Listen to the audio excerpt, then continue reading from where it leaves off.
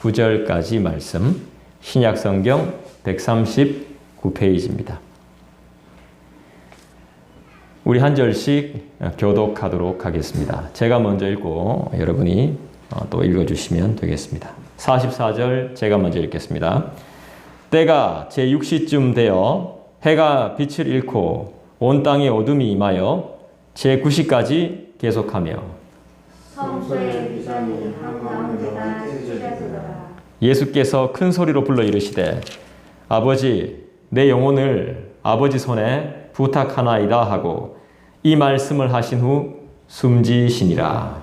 백부장이 그 된 일을 보고 하나님께 영광을 돌려 이르되 이 사람은 정녕 의인이었다 하고 이를 구경하러 모인 무리도 그 된 일을 보고 다 가슴을 치며 돌아가고 예수를 아는 자들과 갈릴리로부터 떠나온 여자들도 다 멀리서서 이 일을 보니라. 아멘. 오늘 말씀의 제목은 십자가는 만족입니다 라는 제목으로 여러분들과 말씀을 나누도록 하겠습니다. 여러분, 십자가가 만족이라고 이야기했는데 만족의 뜻이 뭡니까? 충분하다 이 말이죠. 만족은 충분함을 주는 것입니다. 여러분, 나는 나의 삶을 만족합니까? 어떻습니까? 내 삶을 만족합니까? 네. 아멘 소리가 조금 작은 것 같은데, 네. 여러분, 우리는 자녀를 통해서 만족을 경험합니까? 아니면 내 남편, 내 아내를 통해서, 아니면 내 주위 사람들, 친구들을 통해서 만족을 충분히 경험할까요? 내가 하고 있는 일을 통해서 만족을 경험하는지 한번 생각을 해보게 됩니다. 스트레스 받을 때는 많이 없는지 한번 돌아보게 되죠. 살면 살수록 만족은커녕 실망이라도 정말 안 했으면 좋겠다 하는 생각이 많이 듭니다. 여러분, 이 만족이라는 단어를 약간 달리 표현하면 이 만족을 얻으려면 우리에게 뭐가 필요할까요? 만족이라는 것을 얻으려면 뭔가가 필요합니다. 그렇죠? 은혜가 있어야 되겠죠. 그죠? 그리고 이 만족을 얻으려면 감사가 또 동반이 되어져야 됩니다. 그래서 이 오늘 설교의 제목을 약간 바꿔본다면 어떻게 바꿀 수 있을까요? 십자가는 오늘 만족이다라고 이야기했는데 십자가는 은혜이자 감사입니다. 이렇게 바꿀 수도 있겠죠. 왜 은혜와 감사를 제가 이야기하냐 하면 이유는 간단합니다. 왜냐하면 십자가는 내가 질 수 있는 게 아니기 때문입니다. 여러분, 우리는 십자가를 질 수 없는 사람들입니다. 십자가를 내가 질 수 없기 때문에 이것이 바로 은혜이자 감사인 것이죠. 그래서 우리는 다른 것을 얻지 못해도 늘 감사하면서 살아야 되는 이유가 뭐냐 하면 주님이 나를 대신해서 십자가를 져 주신 것을 감사해야 되는 것입니다. 그리고 그것을 은혜로 나눌 수 있어야 되는 것입니다. 저번 주에 설교 제목이 뭐였죠?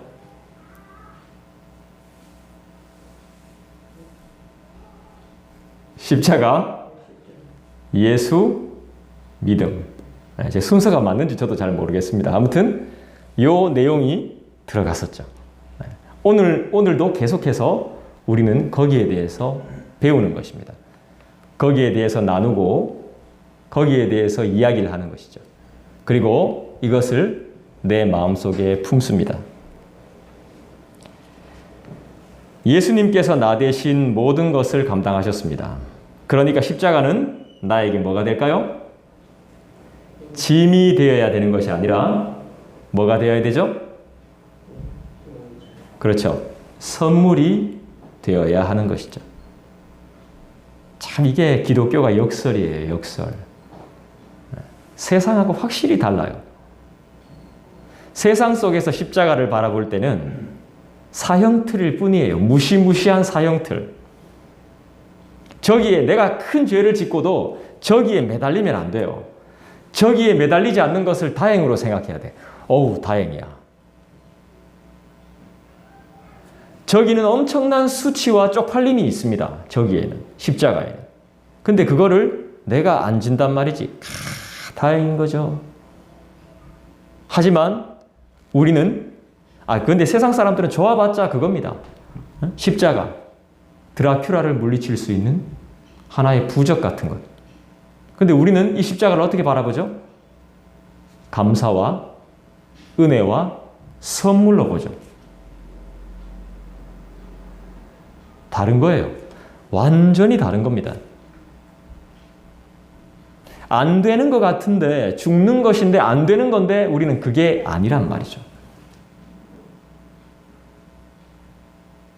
저는 아프신 분들, 그러니까 믿음 생활을 하고 계신데, 믿음이 크든 작든, 물론 저는 큰 믿음, 작은 믿음 이렇게 생각 안 합니다. 작은 믿음은 믿음이 없는 거라고 생각합니다. 그런데 예수님은 이제 성경에서 믿음이 큰 자야 이렇게 말씀을 하셨어요. 믿음이 크다 작다 이렇게 말씀하셨거든요. 근데 이제 원문을 봐야 되겠죠.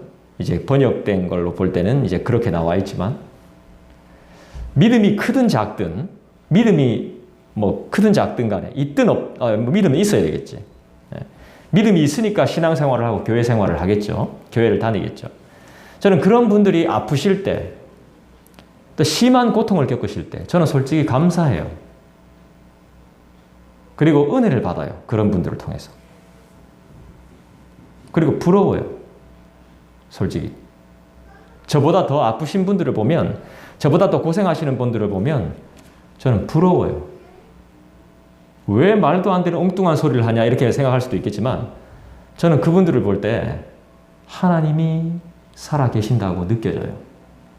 하나님이 그분과 함께 계시다고 생각이 되어집니다. 그래서 너무너무 부러워요. 그러니까 네가 다시 아파봐라 이렇게 말씀하시면 안 되고, 그런 분들을 보면서 하나님이 정말 살아계셔서 그분과 함께하고 계시구나. 그러니까 소망을 가져야 되는 거죠. 삶에 대한 소망을. 하나님이 함께하고 계시기 때문에. 잘못했을 때 내가 징계를 받는다면 그건 정말 좋은 겁니다. 근데 잘못했는데 아무런 징계가 없어. 그건 여러분 좋은 게 아닌 겁니다. 버려진 걸 수도 있습니다. 하나님의 역사하심에는 그냥 일어나는 일들이 전혀 없습니다. 다 뜻이 있기 때문에 벌어지는 것입니다. 그것을 알 때 우리는 나한테 다가오는 모든 고난과 고통도 감히 감사할 수 있는 것이죠.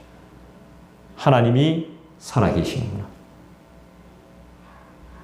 나를 보고 계시는구나. 이거에 감사할 수 있어야 되는 것입니다.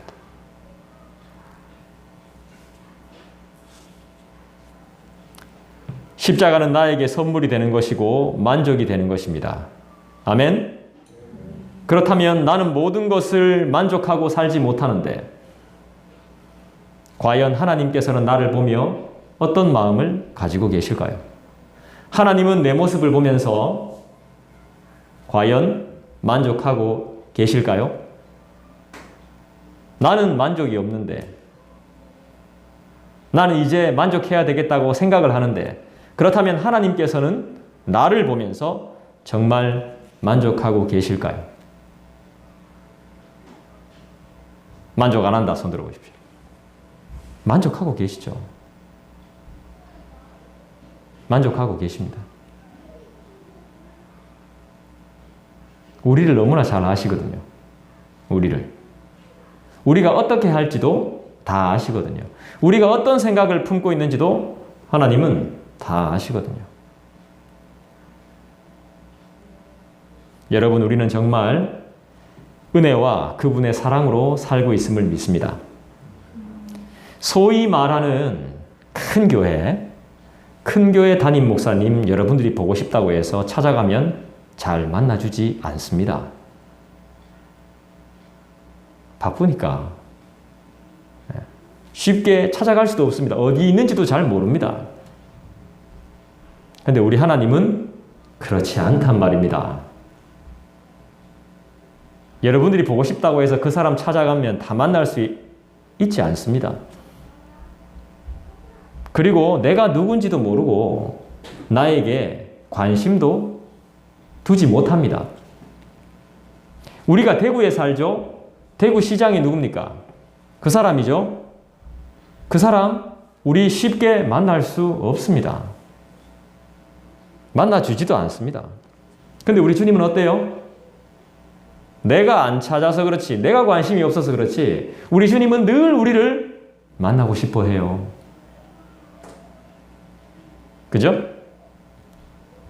내가 귀찮아서 그렇지, 내가 힘들어서 그렇지, 우리 주님은 늘 우리와 대화하고 싶어 해요. 죄를 짓고 갈 곳 없이 헤매이면서 성공해보겠다고, 잘 살아보겠다고 이런저런 방법 다 써보다가 실패하고 갈 곳 없고 잘 곳 없이 헤매이다가 길 가다 보니까 조금 깨끗하고 반질한 돌이 하나 있는 겁니다. 그 돌 발견해서 그 돌 베개 삼아 지쳐 쓰러진 그곳에서 우리는 누구를 만나죠? 주님을 만납니다. 이게 누구 이야기입니까? 성경에 나오는 구약에 등장하는 그 사람 이야기입니까? 이게 내 이야기입니다. 내 이야기. 내 힘으로 어떻게든 뭐 해보려고, 성공해보려고 하다가 완전 풍지박산 나죠. 그때 그분을 만나야 되는 거예요.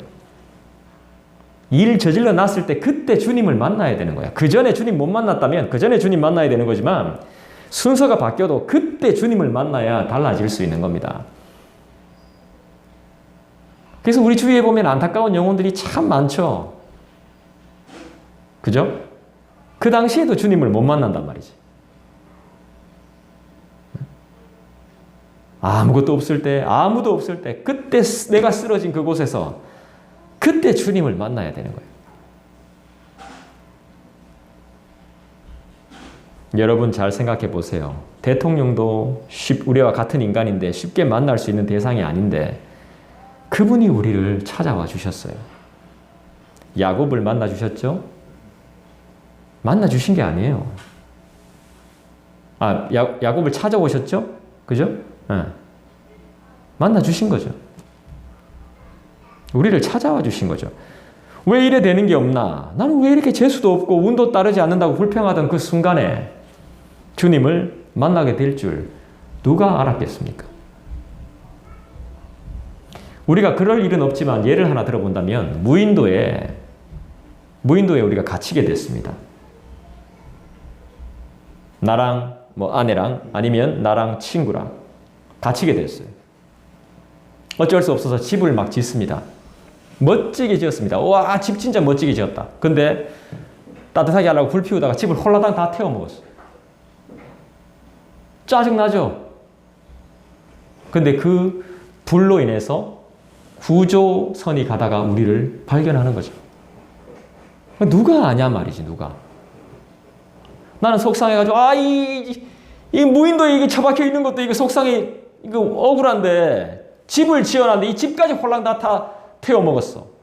그런데 그 불을 보면서 구조선이 와서 우리를 구해주는 것이죠. 그게 구원의 손길이 되는 것입니다. 근데 우리는 그걸 잘 모르죠. 어떻게든 파산하면 돈 구하러 다니고 돈 빌리러 다니고 그게 문제인 겁니다. 그곳에서 주님을 만나야 되는데 소망을 잃어버리고 또다시 반복하는 거죠. 재기를 위해서. 내가 죄를 지어서 쓰러졌을 때는 재기하기 위해서 다시 발버둥 칠 게 아니라 주님을 만나고 내 자신을 다시 돌아봐야 되는 게 먼저입니다.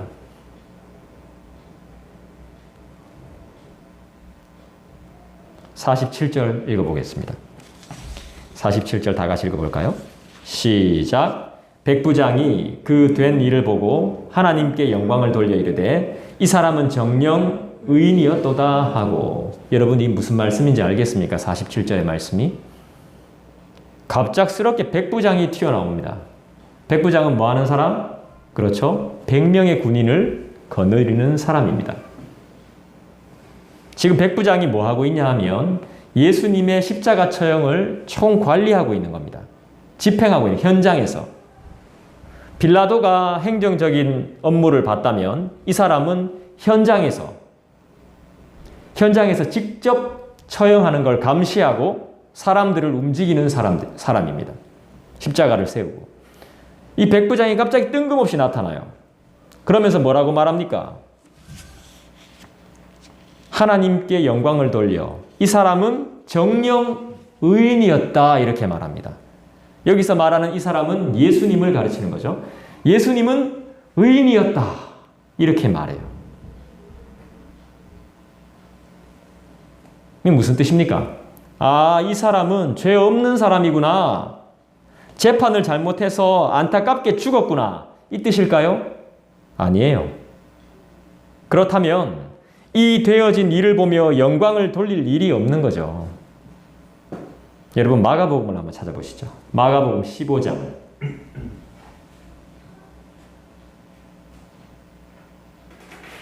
다른 복음서를 참고해서 우리가 이렇게 누가복음을 이해하면 상당히 도움이 많이 됩니다. 마가복음 15장을 한번 찾아보시죠. 마가복음 15장 39절.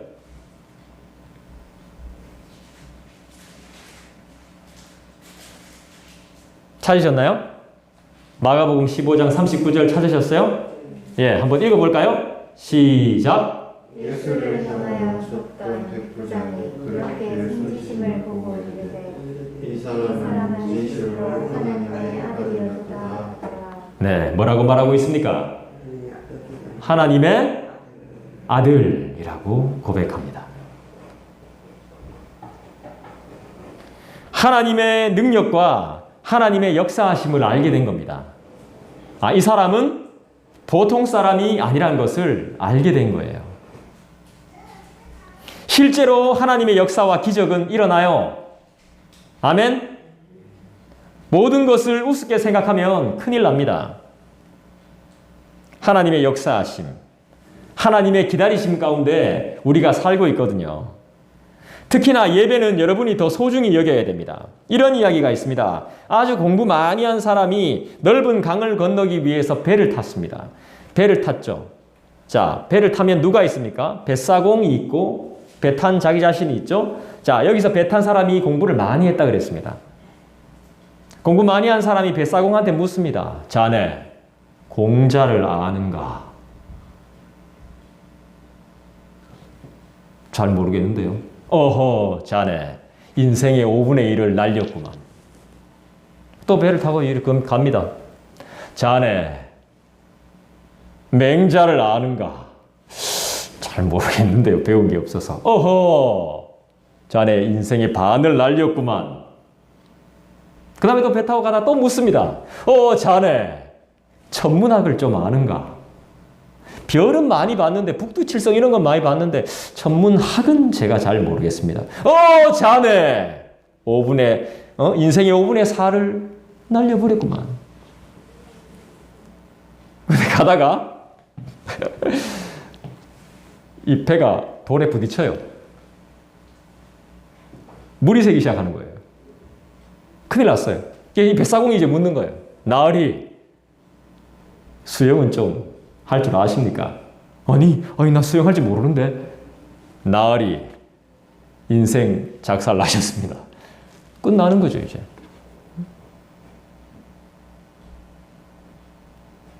이게 뭘 의미하는 거죠? 하나님이 어떤 분이신지 주님이 어떤 분이신지 모르면 이렇게 되는 겁니다. 이렇게. 내가 알고 있는 게 아무리 많아도 주님을 모르면 아무 의미가 없는 것입니다. 많은 사람들이 그렇게 삽니다. 제가 늘 이래 누군가를 만나잖아요. 명절엔 친척들을 만나고 어떤 사람들을 만나잖아요. 그럼 항상 남 잘못된 이야기예요. 이야기 들으면 그 사람 잘못됐고 뭐 내한테 혼났잖아. 그럼 결국 자기 자랑이에요. 그 인생의 끝은 어디겠습니까?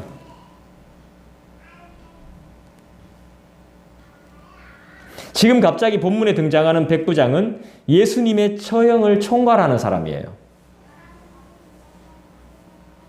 이 사람이 영광을 돌리며 하나님의 아들이심을 알아보았다는 것은 무엇을 말하는 거죠? 하나님께 영광을 돌리며 이분이 의인이었다는 사실을 알았다는 것은 뭘 말하는 걸까요? 믿음이 생겼다는 거예요. 주님을 모르면 자기가 가지고 있는 걸로 살아요. 무시해요. 그리고 기도 안 해요. 그런데 이제 백부장은 믿음이 생겼다는 거예요. 우리는 왜 이런 일을 경험하지 못하는 거죠?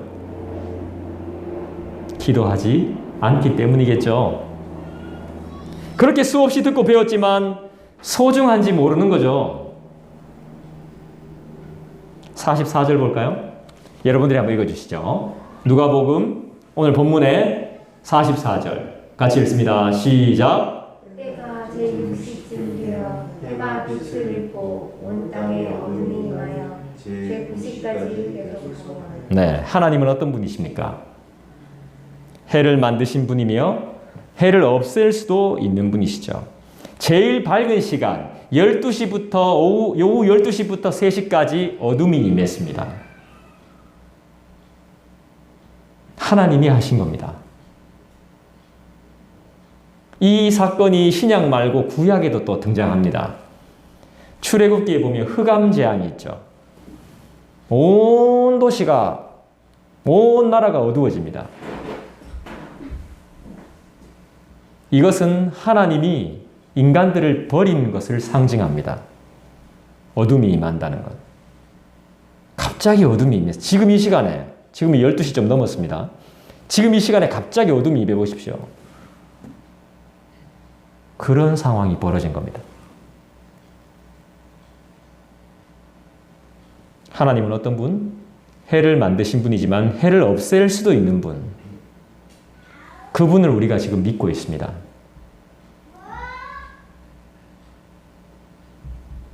여러분, 내가 천국을 가보았습니다. 내가 지옥을 보고 왔습니다. 이런 거 유튜브에 엄청 많습니다. 그런 거 보지 마십시오. 천국이 어떤 곳인데? 지옥이 어떤 곳인데요? 조금만 생각해 보면 천국이 어떤 곳이고 지옥이 어떤 곳일지 대만 압니다. 생돈이 갑자기 막 나가야 되면 그게 지옥 같은 곳입니다. 원하지도 않았는데 갑자기 막 생돈이 막 펑펑 나가면 그때가 지옥 같은 거예요. 뭐 지옥 가봤느니 천국 가봤느니 말도 안 되는 소리를 하면서 천국은 멀리 있지 않습니다. 지옥도 마찬가지입니다. 불편한 사람들이 바글바글 거리는 곳에 내가 가야 됩니다. 내가 출근해야 됩니다. 이게 지옥입니다. 지옥이 따로 있습니까? 그럼 천국은 어떤 곳이 되는 겁니까? 그 반대가 되는 것이죠. 그러니까 무슨 말이에요? 지옥은 하나님이 없는 곳은 지옥과 같은 곳이에요. 매일 화나고 짜증나고 이것이 지옥이죠. 다른 것이 지옥이겠어요. 여러분 믿음이 뭐라 그랬죠? 저번주에 제가 믿음이 뭐라 그랬어요?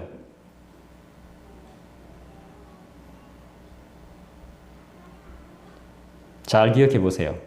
믿음이 있어야 뭘 받죠? 구원받죠. 그렇죠. 여러분, 믿음은 기다림이에요. 기다림. 믿음이 있는 자는 기다려요.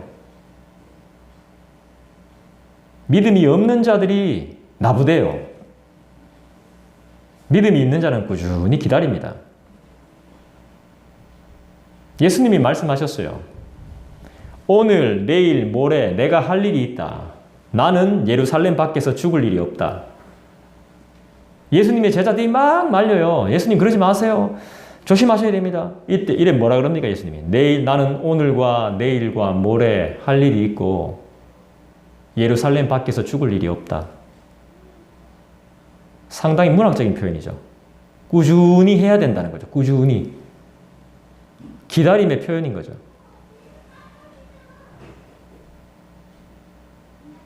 그러니까 결국에는 예수님이 어디서 죽는지까지 본인이 알고 있었습니다. 인지하고 있었어요. 알고 있는 거죠. 그럼 뭐라 하겠습니까? 자기가 언제 죽는다는 걸 알면 준비하는 거죠.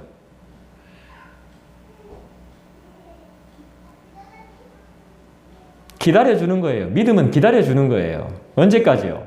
기약이 없어요. 믿음을 선물로 받으셨다면 기다리세요. 될 때까지. 성경은 분명히 말해요. 뭐라고 말하죠? 오직 의인은 믿음으로 살리라. 우리는 믿음으로 사는 사람이에요. 이걸 예지가 맞췄어요. 이게 어디 나옵니까? 오직 의인은 믿음으로 말미암아 살리라. 이 말씀이 어디 나오죠? 로마서 1장 17절에 나오죠. 말씀이 있어야 믿음으로 살고 말씀을 알아야 기다릴 수 있겠죠. 여러분 돈키호테 압니까? 돈키호테? 돈키호테 알죠? 돈키호테를 아는데 돈키호테 책을 읽어보신 분은 또 많이 없대. 돈키호테 내용을 보면 이런 내용이 나오는데 돈키호테가 기사가 되고 싶어 해요. 기사. 기사가 아니야. 기사가 되고 싶어 합니다. 그러니까 기사가 되고 싶으니까 어떻게 해요? 투 쓰고 갑옷 입고 창 들고 기사 흉내를 냅니다. 기사 흉내. 흉내 낸다고 다 될까요? 흉내 낸다고 기사가 될 수 있습니까? 물론 사장 자리에 앉혀놓으면 그 자리가 사람을 만드는 거 압니다. 목사 가운 입혀놓으면 그 자리가 어느 정도 그 사람을 목사로 만들어주는 건 인정합니다. 그렇지만 흉내 낸다고 해서 그게 사장이고 그게 목사고 그게 기사일 수 없는 거죠. 기사가 되기 위해선 사장이 되기 위해선 목사가 되기 위해선 뭘 해야 됩니까? 훈련을 해야 되죠. 그죠? 의대 나온다고 바로 의사 됩니까? 아닌 거예요. 수련의 과정이 필요한 거예요. 수련의 과정이.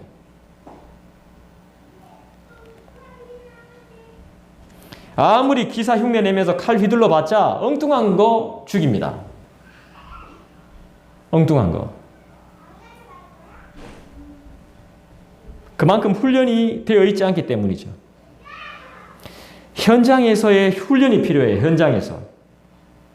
그래서 믿음은 기다림을 포함한 준비의 과정이 되는 거예요. 훈련도 되는 거예요. 믿음은. 이 모든 과정들을 포함하는 거예요. 기다림, 준비, 훈련. 이렇게 다 믿음은 포함하는 것입니다. 근데 제가 이제 막 교회에서 양육훈련 이런 말을 사실 별로 안 좋아해요. 동물도 아니고 사람을 양육한다. 그리스도의 제자로 양육한다. 물론 뭐 어떤 의미인지는 알지만 그 단어 자체를 그렇게 좋아하지 않습니다. 그래서 안 하는 것 뿐이지 필요한 겁니다. 우리가. 훈련받는 건 필요해요. 준비하는 건 기다림을 위해서 다 필요한 것들이란 말이에요. 우리가 놓치고 있는 것에 대해서 안타깝게 생각해야 돼요. 그래서 개인 경건 훈련이 상당히 중요해요. 여러분 오늘 큐티를 하셨는지 모르겠지만 큐티 내용에 보면 이런 내용이 있어요. 내가 만든 것, 내가 얻은 것, 내가 산 것, 내가 주운 것, 내가 낳은 것. 어느 게 더 큽니까? 내가 만든 거, 내가 산 거, 내가 주운 거, 내가 얻은 거, 내가 낳은 거. 어느 게 더 커요? 내가 낳은 게 더 크죠. 이건 다 버립니다. 내가 만든 거, 내가 산 거, 내가 주운 거, 내가 얻은 건 누굴 주든지 버리게 됩니다. 근데 내가 낳은 거는 안 버립니다. 절대로 버리지 않습니다.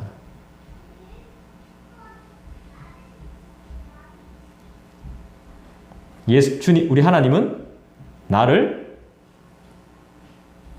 어떻게 하셨죠? 만드시고 낳으셨죠. 그럼 주님이 또 택해 주셨죠. 나를 버리겠어요? 안 버리겠어요? 절대로 버리지 않죠. 근데 반대로 그 낳은 것은 나 준 사람을, 나 준 그 가치, 그것을 버린단 말이죠. 반대로.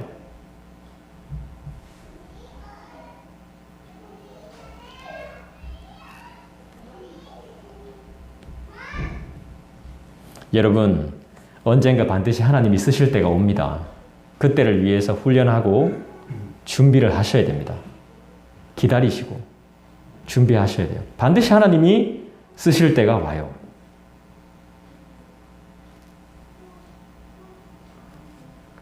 우왕좌왕하지 않도록 준비하며 잘 기다리시는 저와 여러분 되기를 소원합니다.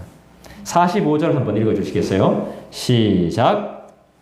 성소의 휘장이 한번 찢어졌다. 예, 성소의 휘장이 찢어졌다 그랬습니다. 이 의미는 여러분들이 설교를 많이 들어보셨을 겁니다.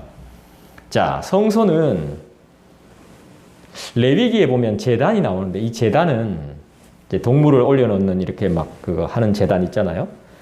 제단은 그러니까 이런 곳이겠죠. 예, 각을 떠야 되니까 이 제단은 인간의 몸을 상징하는 것이거든요. 이 제단이 육신을 상징합니다. 휘장도 뭘 상징하는지 여러분들이 잘 아실 텐데 휘장이 찢어졌습니다. 휘장의 두께가 옛날 전화번호부, 요즘 전화번호부 보기 힘들죠. 예, 전화번호부 정도 두께입니다. 이거 여러분 찢을 수 있으세요? 나 그거 찢는 사람 봤어요. 찢는 사람. 실제로 봤습니다. 누구라고는 제가 말 못하겠어요. 그 사람만, 오늘 설교 다 까먹고 그것만 기억할까봐 못하겠지만, 알려드릴게요. 강호동, 내가 찢는 거 봤어. 막 사과도 막 계란도 막 찢는 거 봤습니다. 그거 2개, 전화번호부 2개 정도의 두께. 그게 찢어졌습니다. 여러분 집에 있는 커튼이 찢어진다고 생각해 보세요. 그 커튼도 찢으려면 어떻게 찢어야 되죠? 그렇지. 가위나 칼을 사용하든지 누가 가서 막 이렇게 홈을 내가지고 찢어야 됩니다. 그런데 그냥 찢어졌어요. 자, 골고다랑 성전은, 예루살렘 성전은 떨어져 있습니다. 근데 예수께서 운명하실 때 그때 휘장이 팍 찢어졌어요. 갑자기. 성소의 휘장은 지성소로 들어가는 문이에요. 원래 지성소로 들어가는 건 누가 들어가죠? 대제사장이 들어가죠. 1년에 한 번 들어갑니다. 왜 들어가죠? 하나님의 임재하심을 보기 위해서, 말씀을 듣기 위해 들어가는 거, 대표로 들어가는 겁니다. 그런데 이젠 그럴 필요가 없다는 것입니다. 하나님이 찢으신 거예요. 하나님이. 위에서 아래로 확 찢어버린 거예요. 그럴 필요가 없다는 거예요, 이제는. 이제는 누구나 하나님을 만날 수 있다는 거예요. 어디서나 성전의 개념이 필요 없는 겁니다. 이제 성전은 우리의 마음이 되는 거예요. 언제나 어디서나 누구나 만날 수 있다는 것이죠.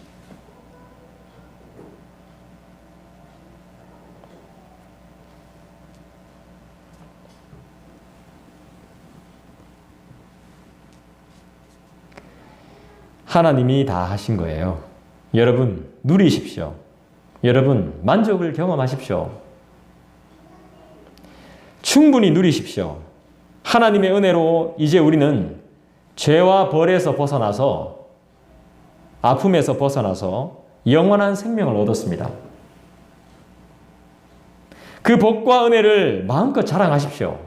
마음껏. 이보다 더 큰 만족이 어디 있습니까? 십자가로 우린 완전히 자유의 몸이 되었습니다. 우리는 이제 내가 살아가는 날 동안 하나님의 영광을 찬양하고 듣고 전하는 삶을 충실히 살아가면 되는 것입니다. 여러분 힘들어하지 마십시오. 절대로 오래 안 갑니다. 하나님이 깜깜게 하시고 뒤집으시면 아무것도 아닌 인생들입니다. 어떤 죄인이라 할지라도 하나님께 나아갈 수 있는 길이 열렸다는 것입니다. 할렐루야! 이제는 예수 그리스도를 믿음으로 구원받는 시대가 열렸습니다. 그리스도를 믿음으로 구원이 임하는 시대가 열렸다고요. 우리는 믿음으로 살아가는 사람입니다. 주님이 어떻게 살아야 하는지도 알려주셨습니다. 46절 보시죠. 읽어주시죠. 시작. 예수께서 큰 소리로 불러 이르시되 아버지 내 영혼을 아버지 손에 부탁하나이다 하고 이 말씀을 하시는 성주시니라. 우리 하나님 어떤 분이시죠? 내 영혼을 주장하시는 분인 줄 믿습니다.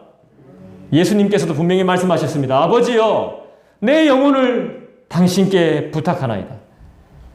내 몸을 부탁합니다. 이렇게 말 안 하셨죠? 육신은 썩어 죽고 없어질지 몰라도 내 영혼, 내 영을 아버지 당신께 부탁하나이다. 그 주님이 말씀하셨잖아요. 내 육신을 쓰러뜨릴 사람들을 두려워하지 말고 내 영을 좌지우지하시는 분을 두려워하라고. 근데 우리는 자꾸 반대로 살아가죠.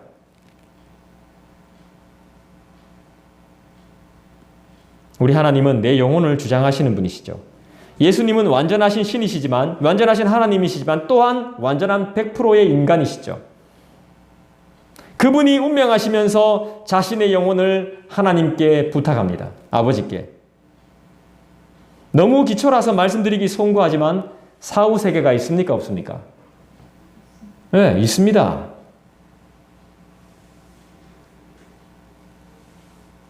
잘 생각해 보십시오. 이 말씀은 죽음이 끝이 아니라는 말입니다.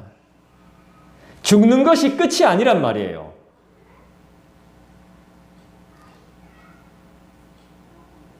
여러분, 죽음은 두려운 것입니다. 하지만 우리 믿는 자에게는 죽음이 새로운 소망이라는 것을 반드시 기억하십시오. 피할 수 없다면 이 죽음까지도 준비를 해야 되는 것입니다.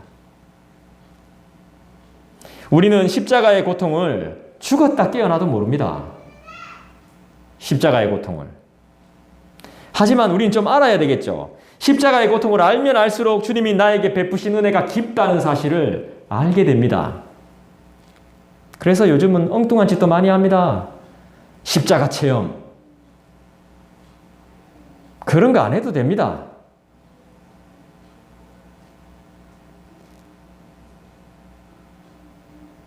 십자가의 고통을 알면 알수록 주님이 나에게 베푸신 은혜가 어떤 것인지 알 수 있습니다. 십자가의 은혜를 알면 우리는 만족합니다. 왜요? 다른 것이 중요하지 않기 때문이죠. 그리고 죄에 대해서 싸우고 승리하게 돼요. 그리고 기도하게 돼요. 하나님의 자녀로서 특권을 누리며 그 입에서 감사가 떠나지 않습니다. 왜요? 만족하기 때문에요. 예수님의 십자가를 통해서 내 죄의 문제가 해결되었으며 구원이 흔들리지 않음을 믿습니다. 목요일 저녁에 자려고 누웠습니다. 애들하고. 근데 바깥에서 갑자기 꽝 소리가 나는 겁니다. 사고가 난 거예요. 저희 집 앞 도로에서. 오토바이 2대랑 자동차랑 이제 사고가 난 겁니다. 저도 현장을 그냥 뒤에 사고 나서 봤기 때문에 어떤지 모릅니다. 사람들 많이 구경했을 겁니다. 저희 집에서 들렸으면 저희 아파트가 다 들렸을 겁니다. 그래서 다 베란다로 봤을 겁니다. 이쪽 아파트, 저쪽 아파트, 뭐 사람들, 뭐 이렇게 경찰들 이러고 뭐 난리였습니다. 항상 그런 사고가 나면은 구경꾼들이 많이 모이죠, 그죠? 예수님이 십자가 못 박혀 돌아가실 때도 구경꾼들이 많이 왔습니다. 엄청 모입니다. 경찰도 오죠. 예지가 이런 말 하대요. 아, 내가 살고 있는 대구에 이런 일이 벌어지다니. 이런 사고를 처음 보는 거죠. 제가 무슨 말을 하려고 하는지 알겠습니까? 48절 보시죠. 여러분 한번 읽어주시겠어요? 시작. 이를 구경하러 모인 무리도 그된 일을 보고 다 가슴을 치며 돌아가고. 네, 무슨 일이 벌어졌습니까? 지금 무슨 일이 벌어지고 있습니까? 분명히 그냥 온 사람들이 있습니다. 구경 난 거 동네 구경. 동네 싸움 나도 사람들 구경꾼 모이잖아요. 말리기보다는 막 때려, 그래서 막 이래 구경꾼들이 있잖아. 지금 구경 난 거예요. 구경꾼들이 그냥 오는 거예요. 믿음 있는 사람도 있지만 구경 나서 막 오는 겁니다. 구경하러. 아, 어떤 일이 벌어지는지, 어떻게 죽는지, 무슨 죄인지 구경하러 오는 거죠. 그냥 온 사람들, 대수롭지 않게 생각하며 비난하는 사람들, 장난치며 구경하는 사람들 왜 없었겠습니까? 가슴을 친다는 건 무슨 뜻이죠? 그렇게 구경 온 사람들이 그냥 와서 구경 오고 장난치면서 장난삼아 와서 구경하고 있는 사람들이 지금 가슴을 친단 말입니다. 이게 무슨 뜻이죠? 내가 잘못 생각했구나. 따라합시다. 몰라도 너무 몰랐구나. 그런 상황이 벌어진 거예요. 여러분 가슴을 왜 칩니까?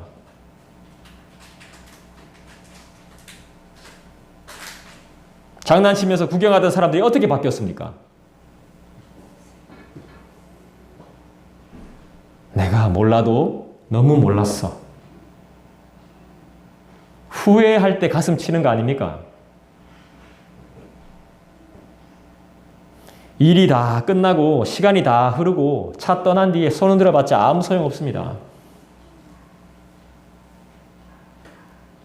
지금이 기회입니다. 지금 믿어야 됩니다. 간절히 여러분 소망하시고 구하십시오. 저도 의인처럼, 저도 의인으로 주님께서 의인 만들어 주셨으니까 믿음으로 살 수 있게 도와주십시오. 이렇게 기도하셔야 됩니다. 더 늦기 전에. 그리고 그것을 알려주십시오. 마지막 49절입니다. 같이 읽을까요? 시작. 예수를 아는 자들과 갈릴리로부터 따라온 여자들도 다 멀리 서서 이 일을 보니라. 이 모든 일을 보고 있고 목격했다는 것은 이 사람들이 앞으로 해야 될 일을 할 일을 가르쳐 주는 것이죠. 예수님의 부활의 증인, 예수님의 부활을 증거하는 사람으로서 준비되어지고 있는 장면이에요. 이제 24장에 보면 이 사람들이 부활을 증거하는 내용들을 우리가 목격하게 될 거예요. 그것을 예고하는 장면이거든요. 여러분, 내가 주님의 증인이 되어야 돼요. 아멘? 증인이 되십시오. 하나님 만족하실 것입니다. 잘했다 칭찬하실 것입니다. 그럼 나도 만족할 겁니다. 부탁합니다. 기도하겠습니다. 오늘 말씀을 여러분 기억하시면서 우리 함께 기도하십시다. 주님, 의인된 삶을 살게 해주시고 증인으로서의 삶을 살게 도와주시옵소서.